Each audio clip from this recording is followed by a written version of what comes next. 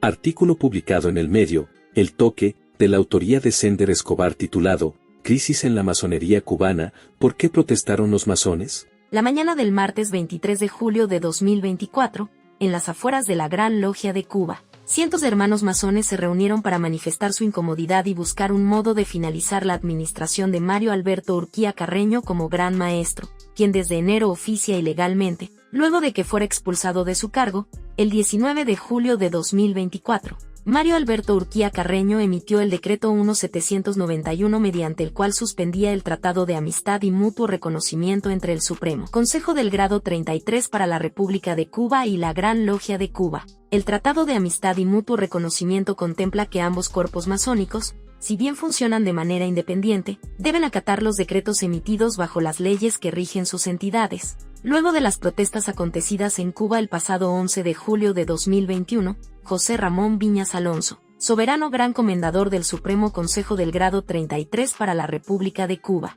hizo pública el 16 de julio de 2021 una carta dirigida a Díaz-Canel en la que rechazaba el llamado a la represión del gobernante y que tuvo como consecuencia el arresto de miles de cubanos. Viñas Alonso ejemplificó en la misiva la posición histórica de la masonería frente a la injusticia y puso de ejemplo cuando el cuerpo que representa inquirió en 1933 al entonces presidente Gerardo Machado por las acciones violentas de su gobierno. La carta pública trajo como consecuencia que horas más tarde Viñas fuera interrogado por agentes de la seguridad del Estado en la estación policial Zapata y C. en El Vedado, luego de los hechos ocurridos en julio de 2021. El régimen cubano realizó un intento mediático de limpieza de rostro cuando convocó a organizaciones religiosas y fraternales a una reunión con Díaz-Canel en agosto de 2021. El encuentro provocó un rechazo amplio entre los masones cubanos, quienes manifestaron al entonces Gran Maestro Ernesto Zamora Fernández que declinara acudir a la invitación. Zamora Fernández hizo público que no asistiría al evento en aras de la unidad masónica. La actitud de Ernesto Zamora activó rápidamente uno de los tantos mecanismos del gobierno para debilitar por dentro cualquier organización que no sirva cual marioneta a sus intereses.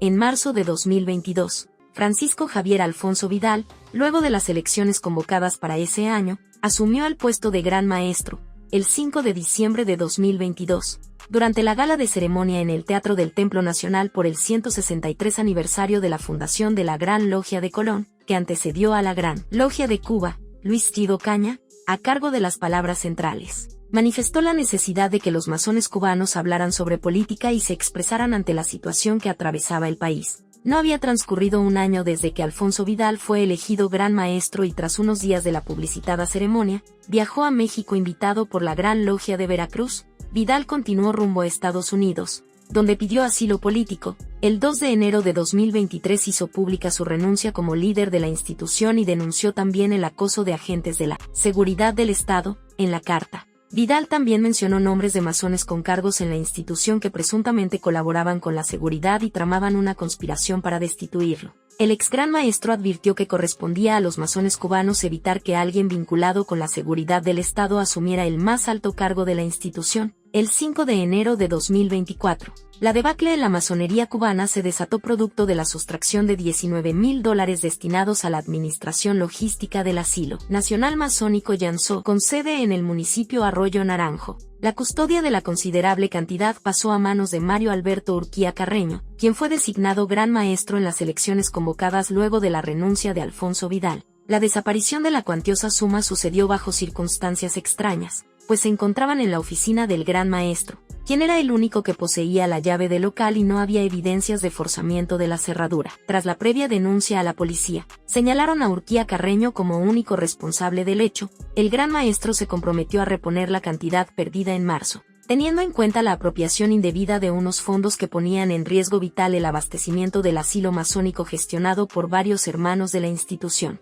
El hecho presuntamente protagonizado por Urquía Carreño constituyó una flagrante violación de la moral masónica. El 12 de enero de 2024, 18 funcionarios de la Gran Logia de Cuba exigieron a través de una carta la renuncia de Mario Alberto con carácter inmediato. Cuando Urquía se negó a renunciar, la Alta Cámara del Rito Escocés del Supremo Consejo del Grado 33 para la República de Cuba, compuesta por los masones de más alto rango del cuerpo filosófico, decretó su expulsión. Representantes de más de 300 logias validaron la expulsión de Urquía Carreño durante la sesión semestral de la Alta Cámara de la Gran Logia de Cuba el 25 de marzo de 2024. En sustitución, asumió Juan Alberto Quesé Linares, por el periodo de 1 año hasta la convocatoria de nuevas elecciones, el Ministerio de Justicia del régimen. En una carta dirigida a José Ramón Viñas Alonso el 3 de junio de 2024, declaró ilegítima la expulsión de Urquía Carreño y lo restituyó como Gran Maestro. La misiva constituye una intromisión dentro de los asuntos internos de la Gran Logia de Cuba y evidencia hasta dónde son capaces de hacer valer los designios de la seguridad cubana para mantener bajo control una institución que escapaba de su control, seguido de la ilegal restitución. Urquía Carreño firmó el decreto 1791 que despojó al Supremo Consejo del grado 33 de su regularidad como cuerpo masónico. Desconoció su autoridad y catalizó la molestia de cientos de hermanos masones que contemplaron cómo Urquía Carreño provocaba una ruptura histórica que ponía en evidencia o al menos levantaba sospechas de su vinculación directa con el régimen cubano. Entre los masones cubanos siempre se ha comentado con orgullo la actuación de ilustres hermanos que fueron protagonistas del pasado nacional, nombres como Carlos Manuel de Céspedes, Antonio Maceo, Máximo Gómez y el héroe nacional de Cuba, José Martí, formaron parte activa de una institución que vela por el progreso humano y tiene como principio defender causas justas. La bandera cubana fue diseñada como alegoría masónica, representándose en sus colores y los números de sus franjas, estrella y triángulo, algunos de los acontecimientos más relevantes de la historia nacional, como lo fueron las conspiraciones previas a la gesta independentista de 1868, se fraguaron en logias masónicas del oriente cubano. Un hecho de suprema dignidad como la defensa que hizo el militar español Federico Capdevila, quien también era masón, a los 8 estudiantes de medicina durante el juicio que los inculpaba denota el calado de los miembros de la institución. La entrevista en Maragua entre Antonio Maceo y Arsenio Martínez Campos, más allá del antagonismo, discurrió con serenidad, porque ambos eran masones y se reconocían como hermanos a pesar del contexto de la guerra. El desembarco de José Martí y Máximo Gómez por Playitas de Cajobabo el 11 de abril de 1895 fue posible gracias a que el capitán del barco alemán Nostrand, Heinrich Lobe, era masón. Martí, además de hablar alemán con fluidez, se identificó con su hermano de fraternidad y el germano, atendiendo a su deber moral, aceptó transportarlos desde Cabo Haitiano hasta las cercanías de la costa cubana. Uno de los momentos cúspide de la historia cubana fue la instauración de la República el 20 de mayo de 1902, el primer presidente del recién nacido país, don Tomás Estrada Palma, era masón, lo cual denota el prestigio de ser portador de la escuadra y el compás como símbolo de la fraternidad masónica. Sin embargo, el régimen cubano pretende opacar el pasado de gloria e influencia social de la masonería cubana, sobre todo tras lo sucedido en torno a Urquía Carreño, el martes 23 de julio de 2024.